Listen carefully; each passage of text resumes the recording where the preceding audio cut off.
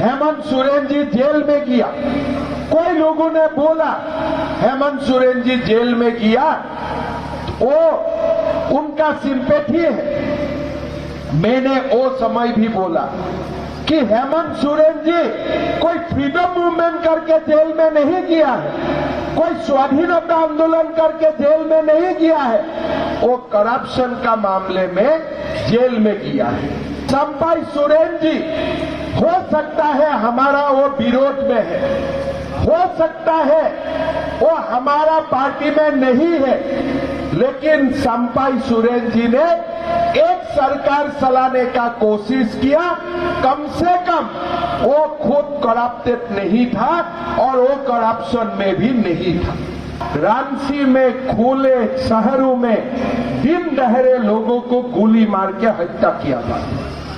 हर दिन हमारा झारखंड में एक एक करके मुस्लिम घुसपैठिया आते हैं। हर दिन डेमोग्राफी परिवर्तन हो रहा है। ये बिरसा मुंडा, भगवान बिरसा मुंडा का ये पवित्र धरती आज बांग्लादेश से लोग आके भरा पड़ा है। हमारा आदिवासी बेटियों को शादी करते हैं, लेकिन घर में भी उनका एक पत्नी हुआ करता था। ये जो बिरसा मुंडा जी का ये धरती है, ये धरती में जमाई तोला बनते हैं, उससे दुख का बात क्या हो सकता है। भाइयों बहनों, पिता और माताओं, लोकसभा चुनाव हो चुका था। मोदी जी ने प्रधानमंत्री का शपथ लिया। फिर एक दिन मेरा पास निर्देश आया कि झारखंड चुनाव के लिए झारखंड पार्टी को मदद करने के लिए शिवराज चौहान जी और मुझको झारखंड जाना चाहिए। पार्टी का निर्देश हुआ, हम लोग झारखंड में आए। पार्टी के स्टेट ऑफिस में हम लोगों ने मीटिंग किया। फिर हमारे जो जर्नलिस्ट होता है, जो लोग बाकी लोग होते हैं, सबसे संवाद हुआ, सबसे बातचीत हुआ। और बातचीत में सब लोग मुझको पूछते रहे कि लोकसभा में झारखंड में आप लोगों का चुनाव नतीजा क्यों खराब हुआ। तो मेरा तो दिमाग थोड़ा सा गड़बड़ी हो गया। मैं बोला मैं तो अखबार में पढ़ के आया हूँ, 9 सीट बीजेपी को मिला है, 5 सीट कांग्रेस को मिला है। फिर भी यहाँ आके बोल रहा है कि आपका चुनाव परिणाम खराब हुआ है। तो मेरा मन में डाउट हुआ कि मैं जो बचपन में जो स्कूल में मैथमेटिक्स पढ़ा था, क्या वो गलत है कि 9 बड़ा है कि 5 बड़ा है, 9 बड़ा है कि 5 बड़ा है। तो लोगों को मैंने समझाने के लिए कोशिश किया कि भैया 9 बड़ा होता है, 9 बड़ा होते हैं, 5 छोटा होते हैं। लोग बोलते हैं नहीं, झारखंड में 5 बड़ा होते हैं, 9 छोटा होते हैं। हम बोला भैया ऐसा नहीं होता है। हमारा कार्यकर्ता ने झारखंड में लोकसभा चुनाव में चमत्कार करके दिखाया है। हमें 9 सीट में विजयी बना के मोदी जी को प्रधानमंत्री बनाया। इसके लिए झारखंड का कार्यकर्ता को हमें नमन करना चाहिए, हमें अभिनंदन करना चाहिए। इसी का रूपरेखा तैयार हुआ। शिवराज जी और मैंने, हमारा पार्टी का अध्यक्ष जी बाबूलाल मरांडी जी को हमने रिक्वेस्ट किया कि पूरा झारखंड में हमारा कार्यकर्ता का एक अभिनंदन समारोह होना चाहिए। हमारा कार्यकर्ता को एक मन में कॉन्फिडेंस होना चाहिए कि आपने लोकसभा चुनाव में बहुत बड़ा नतीजा दिया है और उसी का कारण मोदी जी को तीसरे बार प्रधानमंत्री बनने का रास्ता भी साफ हो चुका है। देश का माहौल ऐसा है, बीजेपी को 240 सीट मिला, कांग्रेस को 99 सीट मिला, लेकिन कांग्रेस ऐसा कर रहा है कि 542 का अंदर में उसको 99 नहीं मिला है, वो ऐसा पूरा देश भर इतना वो लोग जश्न मना रहा है जैसे 100 सीट का अंदर उनको 99 सीट मिला हुआ है। लेकिन उनको ये पता नहीं है कि बेटा तुम लोग 99 सीट मिला है, लेकिन वो 99 100 में 99 नहीं है, 542 में वो 99 है, वो 100 सीट में 99 नहीं है। आज पूरा देश भर में लोग बोलते हैं नहीं 240 छोटे हैं, 99 बड़ा है। और ये कौन बोल रहा है? हमारे राहुल बाबा बोल रहे हैं, इसलिए उनका ज्ञान शुरुआत से कम था, आज भी कम है और हमेशा उनका ज्ञान कम ही रहेगा।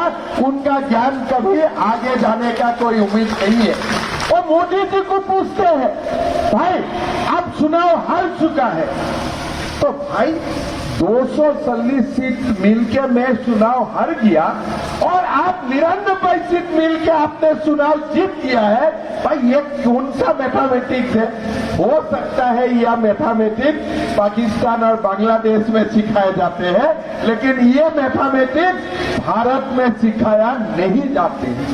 भाई और बहनों, हमारे देश में पंडित जवाहरलाल नेहरू देश में तीसरा बार प्रधानमंत्री बना था, यह सत्य है। लेकिन नेहरू जी का बाद हमारा देश में लाल बहादुर शास्त्री प्रधानमंत्री बने, इंदिरा गांधी प्रधानमंत्री बने, राजीव गांधी प्रधानमंत्री बने, मनमोहन सिंह प्रधानमंत्री बने, बीच में देवेगौड़ा जी आई के गुजराल जी प्रधानमंत्री बने, अटल बिहारी वाजपेयी जी प्रधानमंत्री बने।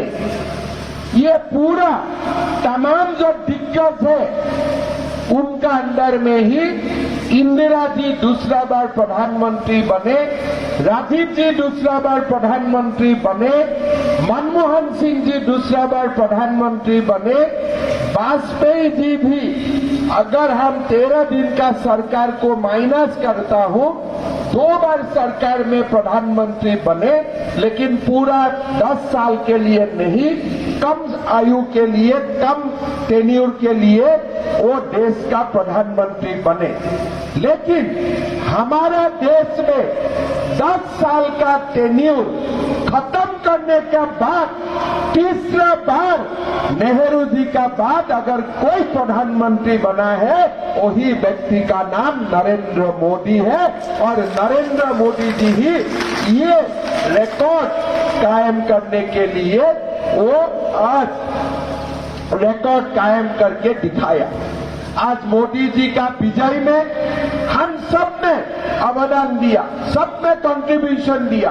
हम कोई सीट जीते, कोई सीट हारे, लेकिन जो सीट हमने हारे वहां में भी लोगों ने बीजेपी को वोट दिया है। ऐसा नहीं है कि वोटिंग मशीन खाली किया है, हर सीट में हमें जो सीट जीता तो जीता, लेकिन अगर कोई सीट हम हारे वो सीट में भी लोगों ने बीजेपी को वोट दिया है और बहुत जोर से वोट दिए थे। इसीलिए हमारा कार्यकर्ता का जोश और हमारा कार्यकर्ता का कॉन्फिडेंस बरकरार रहना चाहिए और यही कॉन्फिडेंस से हम आगे वाला चुनाव में कांग्रेस को भी, जेएमएम को भी झारखंड का सरकार से विदाई करूंगा और बीजेपी का सरकार बनाऊंगा, यही हमारा संकल्प है।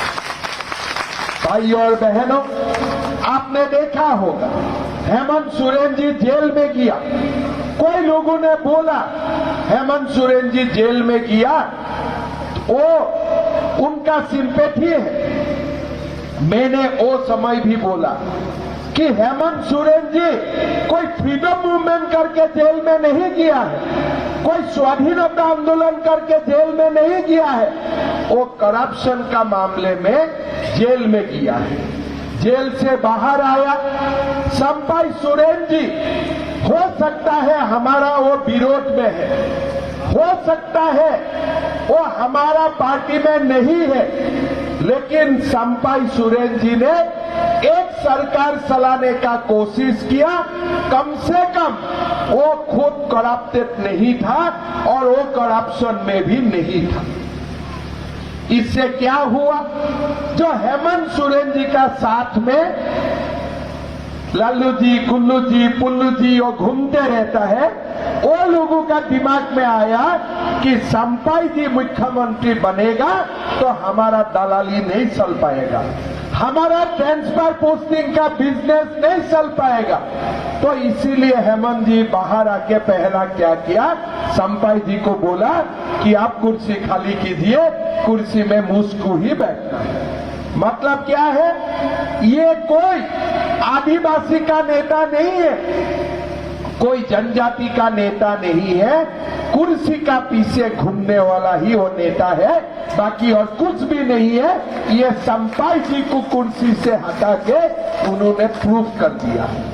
भाई और बहनों, मैंने संपाई जी का ट्वीट पढ़ता था, कोई जगह में कोई लोगों का बीमार होते हैं और तुरंत ट्वीट कर देते थे कि डीसी महोदय उसका ट्रीटमेंट कीजिए।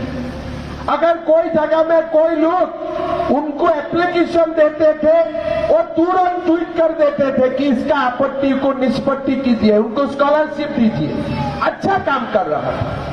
लेकिन हेमंत जी का सरकार क्या करते हैं, जो भी लोगों को वादा किया, चुनाव का समय जो भी वादा किया, सब कुछ भूल गया। अभी चुनाव का समय हम लोग को क्या बोला था कि मेरा सरकार बनेगा तो मैं 5 लाख युवाओं को नौकरी देने का काम करूंगा। क्या 1 लाख युवाओं को नौकरी मिला है? 5 लाख छोड़ दीजिए, 1 लाख युवाओं को नौकरी मिला है क्या झारखंड में? आप लोग बोलिए, थोड़ा जोर से बोलिए, सच बोलिए, झूठ मत बोलिए। 1 लाख युवाओं को नौकरी मिला है क्या? झूठ बोल रहे हैं कि आप लोग सत्य बोल रहे हैं? सच बोलिए, झूठ मत बोलिए। 5 लाख छोड़ दीजिए, 1 लाख युवाओं को नौकरी मिला है क्या? थोड़ा जोर से बोलिए, रांची तक सुनाई देना पड़ेगा ना हेमंत जी को। 2 महीना अभी भी सरकार है, हो सका है तो दे दे, हमारा तो अच्छा लगेगा। क्या 1 लाख युवाओं को भी नौकरी दिया है उन्होंने? नहीं दिया है। तो मेरा चैलेंज है, आपने तो संपाई जी को गद्दी से हटा दिया है, हेमंत जी आप जेल से भी बाहर आ गया, काफी आपने संबर्धना भी लिया, अभिनंदन भी लिया।